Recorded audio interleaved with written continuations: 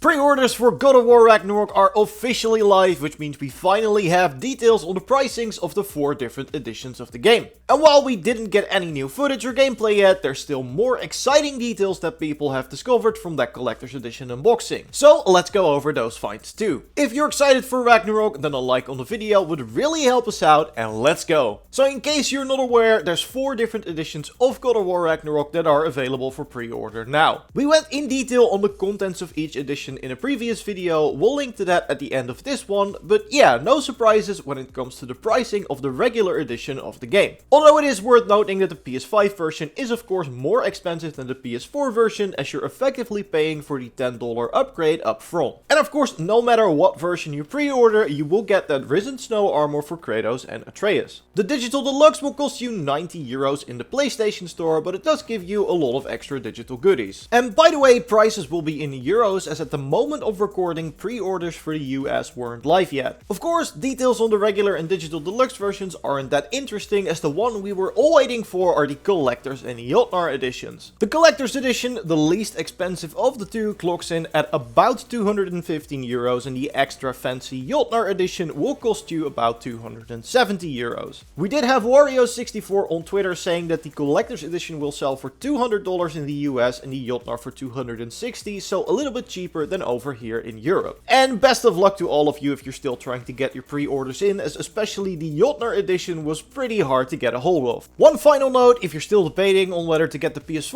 or PS5 version, we do know what enhancements the latter will have. Retail pages note that 3D audio, haptic feedback and adaptive triggers are all being utilized, as well as general graphical enhancements. But most importantly, we know the game will have 2 different graphics modes to pick from, one at full 4K resolution running at 30 frames per second, and one performance focused mode with dynamic resolution upscaled to 4K, which runs at 60 frames per second. And while we're still waiting for that big news drop with hopefully a new gameplay trailer, we do actually have some more info about Ragnarok thanks to the content of the collector's edition again. Jordan actually spotted this, but the cover of the vinyl that's included with the Jotnar edition actually shows 2 characters, very likely Atreus and Angerboda, running through Jotunheim. And maybe I'm reading too much into it, but I think it's very interesting that the 2 overlapping handprints kind of create the shape of a heart. But the biggest source of new information we currently have is still the map of all the different realms, as a lot of new interesting details have been discovered. We have this runic text in the top left of the map that seems like a bit of world building at first glance, but after thinking about it some more, I actually think it reveals a key detail about realm travel in God of War Ragnarok. We'll leave a link to the full translation in the video description, but the line I want to focus on is this one. None save the gods have been able to chart our strange geography, but among mortals few can boast the expertise enjoyed by the Huldra brothers, whose ability to navigate and traverse the realms rivals even that of Odin, Allfather.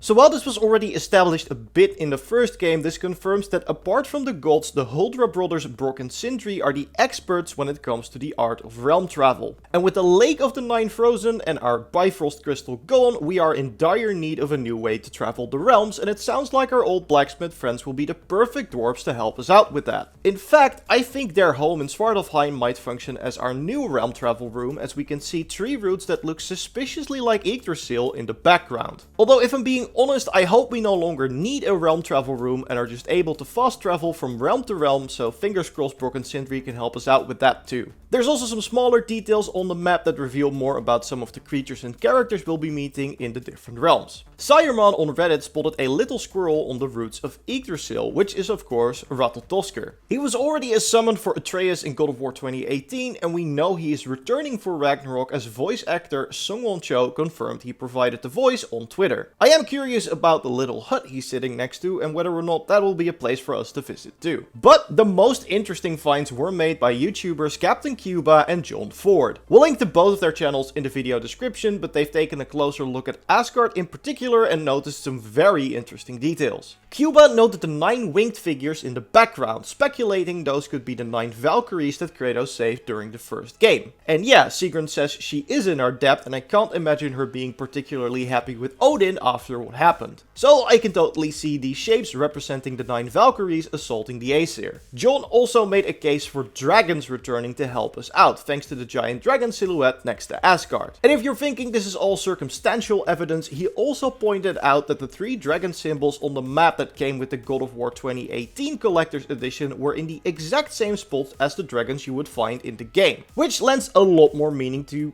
pretty much everything on this new map. To me, this almost sounds like Santa Monica is setting Kratos up for an endgame moment where all our allies like the Valkyries, the dragons we freed, maybe even Jormungandr will show up for an epic final battle. Another person we might see play a part in that epic finale is Freya's brother Freyr. The Collector's Edition comes with 2 carved figures of the Vanir twins, and the only reference to this I could find was the Vanir goddess Freya and her twin brother Freyr. Freyr has been established in the lore of God of War already, with Mimir saying he has a long history with the elves, making it very likely that we will encounter him on our return to Alfheim. Whether or not he'll be an ally or an enemy remains to be seen. With him being a Vanir, he's probably holding a grudge against Asgard, so he might want to help us fight Odin and his army, but with his twin sister being pretty pissed at Kratos, he might take her side and fight us instead. And on the note of Odin, while we still know very little about the King of Asgard, we did learn a little bit more about his design thanks to art director Raf Grassetti over on Instagram. When someone asked him what the hardest character was to design, Raf replied with Odin, adding that he worked on it for a long time and that he can't wait for people to see it. So, sounds like Santa Monica sure took all the time and effort needed to make sure that this important character looks as interesting and unique as he sounds in the lore. And as soon as we hear more about the game, we will of course report on it here, so subscribe to miss nothing, leave a like if you liked the video, and if you want, you can watch that previous video I mentioned with more details we found in the Collector's Edition unboxing. I'll see you in the next one, goodbye.